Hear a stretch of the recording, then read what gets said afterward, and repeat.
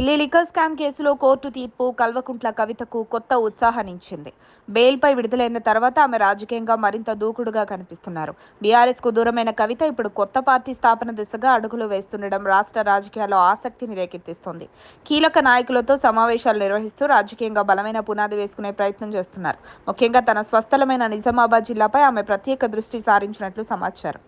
తెలంగాణ రాజకీయాల్లో ప్రస్తుతం కవిత చర్చనీయాంశంగా మారారు. తండ్రి స్థాపించిన పార్టీ నుంచి బయటకొచ్చిన ఆమె తెలంగాణ జాగృతి అధ్యక్షురాలిగా రాష్ట్ర వ్యాప్తంగా చురుగ్గా కార్యక్రమాలు నిర్వహిస్తున్నారు. ప్రజా సమస్యలపై రాజీ లేకుండా పోరాటానికి సిద్ధమవుతూ ఉద్యమ నాయకురాలిగా తన గుర్తింపును మళ్లీ బలపరుచుకునే ప్రయత్నం చేస్తున్నారు. నిజామాబాద్ ఎంపీగా రాజకీయ ప్రయాణం ప్రారంభించిన కవిత ఇప్పుడు మరో కీలక మలుపు దిశగా కదులుతున్నారు. కవిత కొత్త పార్టీని ఏప్రిల్లో ప్రకటించే అవకాశం ఉందని ఇప్పటికే సంకేతాలు ఇచ్చారు. పార్టీ ఏర్పాటుకు సంబంధించిన పనులు వేగంగా సాగుతున్నాయని, పేరు కూడా దాదాపు ఖరారైనప్పటికీ ప్రస్తుతం గోప్యంగా ఉంచుతున్నారని చెబుతున్నారు. అన్ని ఏర్పాట్లు పూర్తయ్యాక సరైన సమయాన్ని చూసి అధికారిక ప్రకటన చేయాలని ఆమె భావిస్తున్నట్లు తెలుస్తోంది. కుటుంబ రాజకీయ సంప్రదాయాలను అనుసరిస్తూ శుభముహూర్తం కోసం ఎదురుచూస్తున్నారనే మాటలు వినిపిస్తున్నాయి. తెలంగాణ జాగృతి ద్వారా కవితకు రాష్ట్ర మద్దతుదారులున్నారు.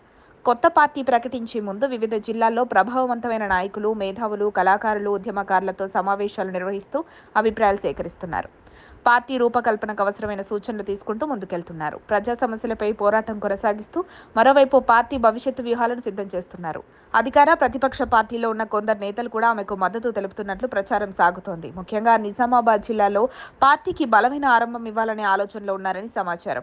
ప్రస్తుత పార్టీలో అసంతృప్తితో ఉన్న నాయకులు కవిత వైపు చూస్తున్నారని ఆమె అనుచరులు చెబుతున్నారు.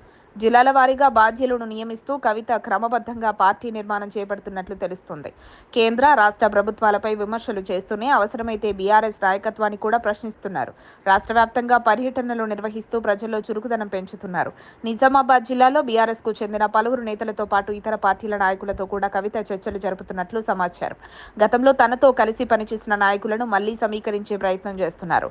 రాజకీయంగా అవకాశాలు లభించలేదని భావిస్తున్న వారిని తన వైపు తిప్పుకునే యత్నం జరుగుతోంది. వచ్చే ఎన్నికల్లో కవిత బోధన్ నియోజకవర్గం నుంచి పోటీ చేసే అవకాశాలు ఎక్కువగా ఉన్నాయని అంచనాలున్నాయి. అక్కడ ఆమెకు బలమైన పట్టుందని, ఆ నిర్ణయం పరిసర జిల్లాల రాజకీయాలపై ప్రభావం చూపవచ్చని జాగృతి వర్గాలు భావిస్తున్నాయి. నియోజకవర్గాల పునర్విభజన జరిగితే వ్యూహం మారే అవకాశం ఉంది. లిక్కర్ స్కామ్ కేసులో ఆమెకు అనుకూలంగా తీర్పు రావడం జాగృతి కార్యకర్తల్లో ఉత్సాహాన్ని పెంచింది. కొంతకాలం నిశ్శబ్దంగా ఉన్న క్యాడర్ మళ్లీ చురుగ్గా మారుతున్నట్లు కనిపిస్తోంది. ఇంతకుముందు దూరంగా ఉన్న కొందరు నేతలు కూడా ఆమె కొత్త పార్టీలో చేరే అవకాశం ఉందని రాజకీయ వర్గాల్లో చర్చ జరుగుతోంది. జైలు నుంచి విడుదలైన తర్వాత కవిత చేసిన వ్యాఖ్యలు రాజకీయ వర్గాల్లో చర్చనీయాంశమయ్యాయి. తనను పార్టీ అంతర్గత రాజకీయాల కారణంగా బలిపశువుగా చేశారని ఆమె చేసిన వ్యాఖ్యలు బీఆర్ఎస్ను అసౌకర్యానికి గురిచేశాయి. గతంలో తన అరెస్టుపై పార్టీ పెద్దగా స్పందించలేదని గుర్తు చేశారు. అలాగే తన అరెస్టు రాజకీయంగా నష్టం చేసిందని చెప్పిన వ్యాఖ్యలను కూడా ఆమె ఖండించారు. బీఆర్ఎస్ నుంచి బయటకు వచ్చిన తర్వాత కవిత రాజకీయంగా కొత్త అధ్యాయాన్ని ప్రారంభించారు. ప్రతి అడుగు వ్యూహాత్మకంగా వేస్తూ ముఖ్యంగా ఉమ్మడి నిజామాబాద్ జిల్లాలో బలమైన స్థావరం ఏర్పరచుకోవాలని ప్రయత్నిస్తున్నారు. ఆమె లక్ష్యంగా ప్రధానంగా బీఆర్ఎస్ ఉన్నట్లు కనిపిస్తుండటంతో ఆ పార్టీ నాయకత్వం ఆందోళన నెలకొన్నట్లు రాజకీయ వర్గాలు చెబుతున్నాయి. రాబోయే రోజుల్లో కవిత నిర్ణయాలు తెలంగాణ రాజకీయాల్లో ఎలాంటి మార్పులు తీసుకొస్తాయో చూడాల్సి ఉంది. మరిన్ని అప్డేట్స్ కోసం మా కాయ్ టీవీని సబ్స్క్రైబ్ చేసుకోండి. మా వీడియో కనుక మీకు నచ్చినట్లయితే లైక్ చేయండి, షేర్ చేయండి.